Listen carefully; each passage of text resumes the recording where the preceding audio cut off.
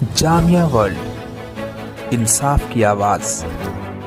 आप जामिया वर्ल्ड देख रहे हो। जामिया वर्ल्ड पहुंच चुका है सोमगढ़ पंचायत में। हमारे साथ हैं गोविंद कुमार दुबे जी हैं, एडुकेटेड यंग टैलेंट, और यहां पर सरपंच उम्मीदवार हैं और काफ़ी तादाद में इनके साथ इनके समर्थक हैं। ओवरऑल जिस तरह से आप young age a talented educated मतलब के आदमी हैं, पर्सन हैं,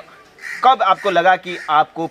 सरपंच उम्मीदवार होना चाहिए, और जिस तरह से छोटा मोटा विवाद गांव में होता है उसको निपटाने के लिए आप क्या कोशिश करेंगे?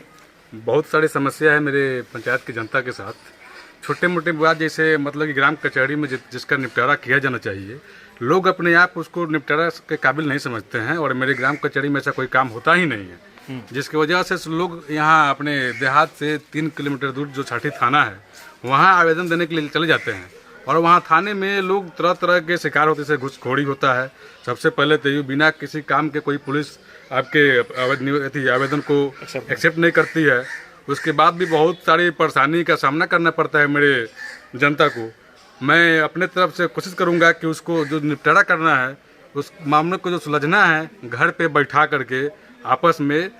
उसको सुलझाया जा सके। और एक कब आपको लगा कि एक तरह से आप यंगस्टर हैं, नौजवान हैं, कि राजनीति में वो भी सरपंच उम्मीदवार होकर, और ख़ास तौर पर जिस तरह से सरकार अभी अखबारों में आ रहा है कि अगर कोई सरपंच जीतता है तो वही मतलब पंचायत लेवल पर वो अध्यक्षता करेगा, मुखिया और वार्ड और तमाम चीज़ों का, प्लस में उसके खाते में पैसा भी आएगा, तमाम एक तरह का बैठक बुलाएगा। तो इस तरह के तमाम सरपंच को एक तरह से पावर दे रहा है, तो उस पावर को कैसे आप यूज करेंगे, खासतौर पर विकास के लेकर, और लोगों को एक तरह से कोई झगड़ा हो आपस में विवाद को निपटाने के लेकर? उसका तो सबसे पहला समस्या है कि जब मैं अपना पढ़ाई पूरी करने के बाद मैं अपने जब गांव लौटा, यहाँ बहुत सारे समस्या लोगों के साथ, मेरे सोमगढ़ पंचायत की जनता के साथ हुआ। उसका मैं अपने पाँचों पंचायत के 5 गाँव हैं, सोमगढ़, समौता, मुरली, सिरिसिया और मल्हाई टोला, मैं सभी गाँवों का दौरा किया, और मैंने देखा कि यहाँ के जितने भी रोड है, सड़क है, चाहे जो भी प्रॉब्लम्स है मेरे जनता जनार्दन के साथ, उसको मैं चुनाव में उतरने के बाद और सरपंच का चुनाव जीतने के बाद ही इसको मैं समस्या को सुनने के ज़्यादा बेहतर समझता हूँ। तब मैंने सोचा कि हमको अब चुनाव में आना चाहिए, राजनीति में उतरना चाहिए, और मैंने अपने आप को राजनीति में उतारा। और कौन चीज़ है, आपके सामने तो बहुत सारे 10-10 कैंडिडेट आ रहे हैं, एक तरह से बाहुबली भी लोग आते हैं, तो आप एक तरह से नौजवान है, फर्स्ट टर्म में आ रहे हैं, तो कैसे निपटेंगे इसे बाहुबली से? मैं उम्र में तो सबसे छोटा हूँ, इसलिए मैं जनता का सेवक हूँ, और मैं सबका आशीर्वाद और उनका आशीर्वाद का कीमत चुकाऊंगा। जब मैं चुनाव जीतूंगा तो सबका जो होता है, किसी भी छोटे मोटे झगड़ा, झंझट, पारिवारिक झंझट, चाहे ज़मीन संबंधी, चाहे मेरे यहाँ किसानों का जो बहुत सारे समस्या है, बीज का, खाद का, अभी यूरिया खाद का जो प्रॉब्लम चल रहा है, मैं चुनाव जीतने के बाद ऐसा कोशिश करूंगा कि मेरे पंचायत के किसानों को कम से कम खाद और बीज समय से मिले। खाद और बीज समय से मिले। लेकिन जिस तरह से आपके गांव आसपास में एक तरह से नदी जो बहती है काफ़ी विकराल रूप लेती है, बाढ़ आता है, तो बाढ़ में फसलों का नुकसान हो जाता है, तो कहीं ना कहीं उसके लिए भी आप दिमाग में रखे होंगे कि हाँ, इसके लिए मैं अपने जिला पदाधिकारी डीएम से मिलूंगा और किसी पदाधिकारी से भी मिलूंगा, जिससे हर संभव मैं अपने जनता जनार्दन को जहाँ तक हो सके उसका लाभ या जो उन लोगों को मिलना चाहिए वो दिलवाऊंगा। एक आप खुद यंगस्टर हैं और नौजवानों को, पढ़े लिखे नौजवानों की ज़रूरत है, नीड को समझते हैं, ख़ासतौर पर स्किल इंडिया के तहत अगर आप जीतते हैं, या अभी सोच भी रहे होंगे कि अगर मैं जीतता हूं तो स्किल इंडिया के तहत गाँव में जो तमाम बड़े बुजुर्ग भी होते हैं, नौजवान भी होते हैं, महिलाएं भी होती है, हुनरमंदी यानी कि कुछ स्किल सीखे होती हैं, उसके लिए आप कुछ मतलब सरकार से या डीएम से या बड़े प्रशासन से कुछ एक तरह के कोई सेटअप कर सकते हैं, एक तरह से पॉइंट, सेंटर पॉइंट? सबसे पहले तो मैं अपने गांव की जनता जनार्दन से आशीर्वाद लूंगा। अगर मैंने चुनाव जीता तो सबसे पहले मैं अपने गांव का जो आदर्श पंचायत घोषित किया गया है, सबसे पहले उसको मैं लागू करवाऊंगा। घोषित मतलब कि आपसे बात हो रहा तो कह रहे तो कागजों में घोषित है? हाँ, वो कागजों में घोषित है, लेकिन यहाँ मेरे पंचायत में प्रचलित नहीं किया गया है, जिसको मैं हर संभव कोशिश करूंगा कि उसको मैं प्रचलित करवा दूं। लेकिन स्किल इंडिया का जो मैंने बात किया कि हुनरमंद, हाँ, उसके लिए मैं अपने जिला के बड़े बड़े अधिकारियों से मिलूंगा, जैसे डीएम साहब हैं, एसपी साहब हैं, या जज साहब हैं, चाहे जो भी मेरे जिले के बड़े बड़े पदाधिकारीगण हैं। मैं चाहूंगा कि अपने पंचायत में एक छोटा सा स्किल क्लिनिक खोला जाए, जिसमें बहुत सारे नौजवानों को, या जैसे जो रोजगार है, चाहे लेडीज हैं, चाहे छात्र सब है, सबको रोजगार बहुत से बहुत मिले और अपना वो जीवन गुजर कर सके। और क्या कहना चाहेंगे तमाम, जैसे आप कह रहे थे कि अभी सरपंच जो आपके साथ बैठे हुए हैं, अभी यहाँ मौजूद भी हैं, सरपंच साहब या और तमाम अपने मतलब कि पंचायत के आवाम से यानी जनता से क्या कहना चाहते हैं, क्या मैसेज देना चाहते हैं? मैं अपने तमाम सोमगढ़ पंचायत की जनता को यही मैसेज देना चाहूँगा कि अगर इन लोगों का आशीर्वाद हमको मिला, मैं चुनाव जीता,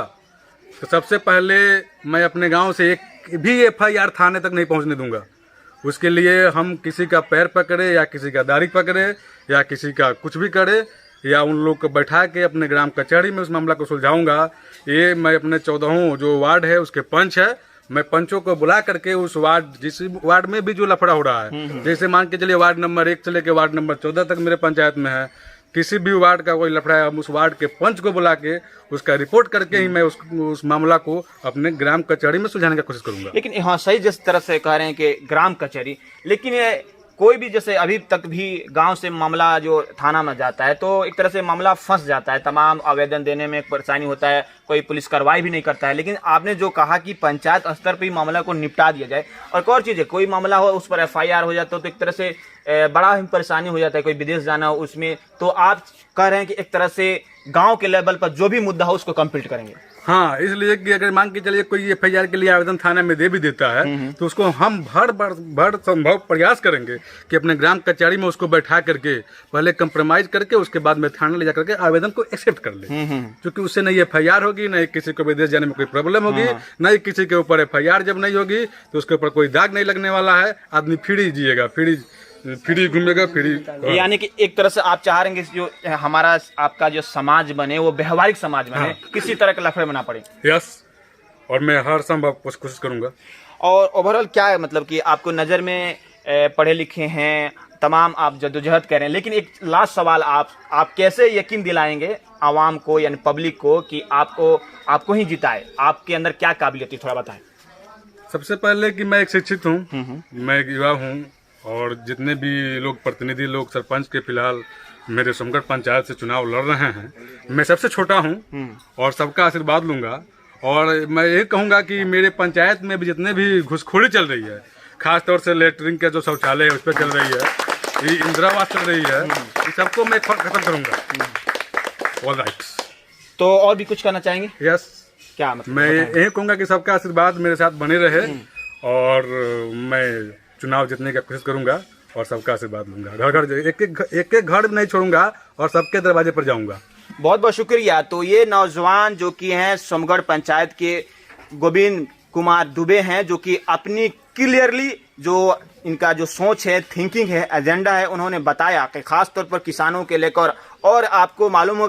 होगा कि गांव में छोटी छोटी बातों के लेकर FIR थाना तक मामला जाता है, लेकिन ये सरपंच उम्मीदवार हैं, अगर जीतते हैं तो ये कह रहे हैं कि तमाम जो बड़े छोटे जो विवाद होगा भरसक कोशिश किया जाएगा कि गांव में वो मुद्दा कंप्लीटली या कोई भी विवाद खत्म हो जाए, ताकि थाना में ना जाए, और थाना में जो भी बात जाता है तो वहाँ पर परेशानी हो जाता है एक तरह से, और लोग मतलब थाना में जाकर एक तरह से मुकदमा के चक्कर में पड़ जाते हैं और उनकी आर्थिक स्थिति खराब होने लगती है। बहरहाल आप देखते रहिए जामिया वर्ल्ड में। मोहम्मद तस्लीम, बिहार के चंपारण, सोमगढ़ गाँव से।